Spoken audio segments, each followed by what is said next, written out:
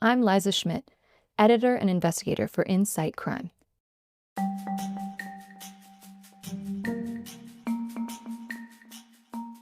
On September 2nd, 2025, the United States carried out a military airstrike on a boat allegedly carrying drugs in the southern Caribbean's international waters. The Trump administration claimed the strike killed 11 members of Tren de Aragua, which it called a, quote, narco-terrorist group. Since taking office earlier this year, U.S. President Donald Trump has cast Tren de Aragua, a Venezuelan gang, as one of the greatest threats to American security. With fiery speeches and legislation like the Laken Riley Act, he's linked the gang to migrant crime and violence. The United States has labeled the group a terrorist organization and accused it of mounting an invasion, and the recent strike is a significant escalation allegedly against the gang. But is the reality as dire as the rhetoric? True, Tren de Aragua has quickly become one of the most infamous crime groups in Latin America and the Caribbean. Governments across the region have deemed it a top security priority, but the group's presence in the United States is far more limited than the headlines suggest. This narrated story is a chapter from Insight Crime's latest in-depth investigation on Tren de Aragua, the product of 3 years of on-the-ground reporting across various countries. The investigation sheds new light on the reality of Tren de Aragua, how it has evolved, how it currently operates, and how it might change in the future. This is Tren de Aragua and the American Dream, written by the Venezuela Investigative Unit, and read by me, Liza Schmidt.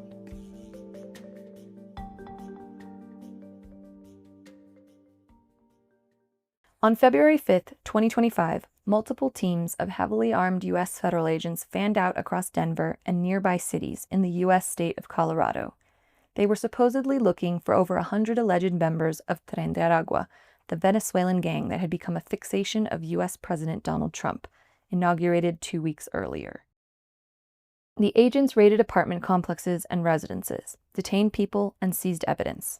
And they promised to keep coming back, claiming federal authorities had to act because local policies protecting unauthorized immigrants had allowed violent criminals to infiltrate the country. This is something that is just going to continue, a U.S. Immigration and Customs Enforcement official said in a video posted to the social media platform X that morning. But the results of the operation did not live up to the bluster. Local media reports suggested far more people were detained for civil immigration infractions than for criminal charges. Federal officials declined to provide details, but ABC News reported that only one alleged gang member was arrested. Trump's border czar Tom Homan later claimed an internal leaker had compromised the operation. The Denver area raids were an early example of the intense focus that U.S. law enforcement has turned on Tren de Aragua as Trump has ramped up his rhetoric against the gang. They also illustrate the extent to which Trump has fused ostensible anti-gang efforts with his sweeping immigration enforcement agenda. At the same time, the raid's lackluster results underscore that Tren de Aragua continues to have a limited criminal presence in the United States. Members of the gang, and imposters borrowing the gang's increasingly famous name, primarily threaten vulnerable Venezuelan migrant communities, posing a limited security risk to the general public.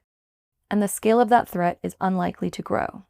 Tren de Aragua has little chance of building criminal power in the United States with so much law enforcement and public attention focused on it.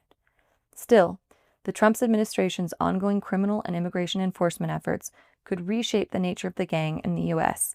and how U.S.-based nodes of Tren de Aragua interact with gang members abroad.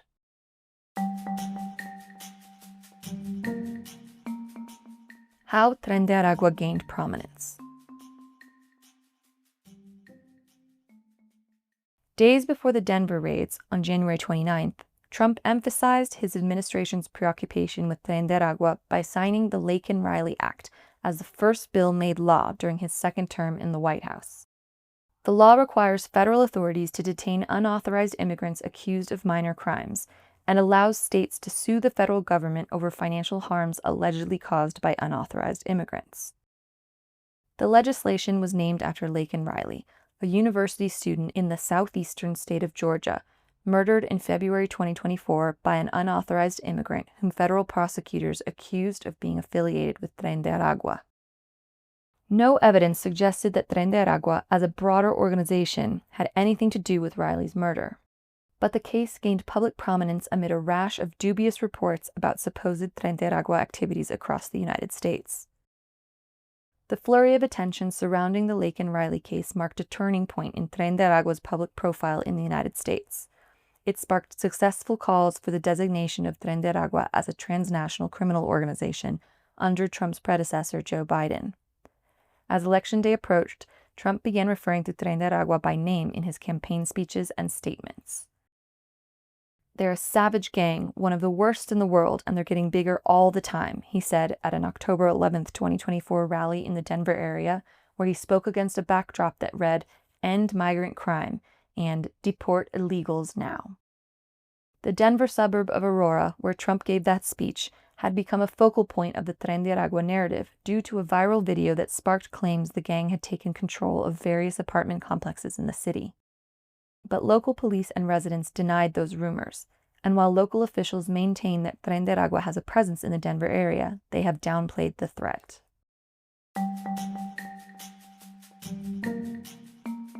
What Tren de Aragua is doing now. As in Denver, Tren de Aragua's reputation across the United States has grown more quickly than its presence and activities. The scale of the gang's operations and profits remain small, and mostly confined to Venezuelan migrant communities. Alleged members or affiliates of the gang have been tied to several isolated sex trafficking cases, as well as killings, assaults, thefts, extortion, arms trafficking, and drug dealing.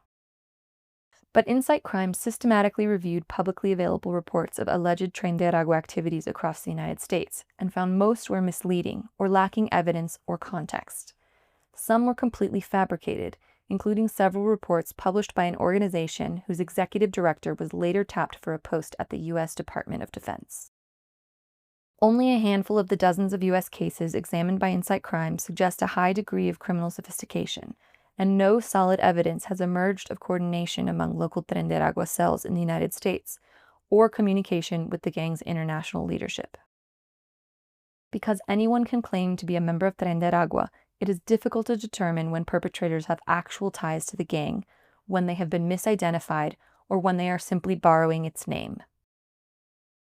U.S. government documents show that federal authorities have relied on dubious criteria like tattoos when validating immigrants as members of Tren de Aragua, raising questions about the soundness of such identifications. At the same time, the Trump administration's own intelligence agencies have assessed the gang's presence as mostly made up of small nodes rather than a nationwide network of coordinating cells. The small size of TDA's cells, its focus on low-skill criminal activities, and its decentralized structure make it highly unlikely that TDA coordinates large volumes of human trafficking or migrant smuggling, according to an assessment known as a Sense of the Community memorandum that was distributed to officials in April 2025 and later declassified. The assessment makes no mention of the classic markers of a cohesive network, such as a centralized leadership that gives orders and receives funds from local cells. It also refutes the assertion by Trump and others that Venezuelan President Nicolás Maduro directs the activities of gang members in the United States. The memo's conclusions broadly match those offered by a former Tren de Aragua member consulted by Insight Crime. The Tren de Aragua presence in the United States, he said, is not part of a plan coordinated by senior gang members or Maduro. Instead, most reported members were Venezuelan youths who had fled poverty and are now seeking to cash in on the Tren de Aragua name, while some were affiliates looking to use what they had learned from the gang to set up new criminal enterprises independent of the organization. How Tren de Aragua could change in the U.S.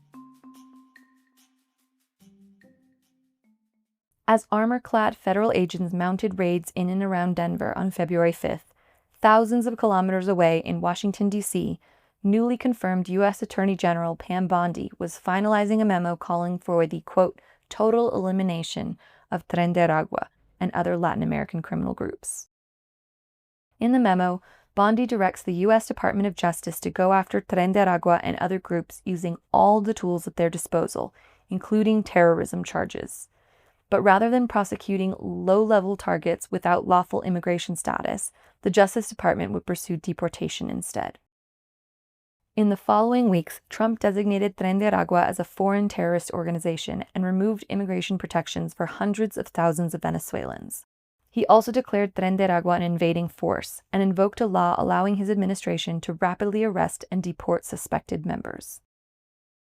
But this strategy of taking a strong rhetorical stance against the gang and using allegations of gang ties as a basis for large-scale deportations of Venezuelan nationals could backfire in several ways. Pursuing deportation rather than criminal charges against suspected Tren de Aragua members could deprive prosecutors of the opportunity to obtain information about the gang through plea bargaining, which involves offering to reduce potential criminal penalties in exchange for cooperation with law enforcement. Additionally, sending an influx of people back to Venezuela, which has long been mired in economic and political crises, could provide opportunities for criminal recruitment and lead to the formation of international connections among gang operatives that do not already exist. On the other hand, the intensity of the law enforcement focus on Tren de Aragua may turn the gang's brand toxic in the United States. Even imposters may be discouraged from using the name for fear of attracting unnecessary attention.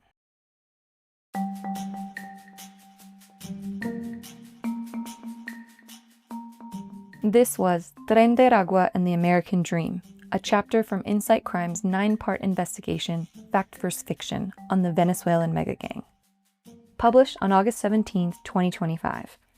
Written by the Venezuela Investigative Unit and read by me, Liza Schmidt. For more audio stories, podcasts, and long-form narrative journalism, be sure to follow us on Spotify, Apple, Amazon Music, and YouTube. And for the rest of the investigation and more coverage on Tren de Aragua, visit insightcrime.org.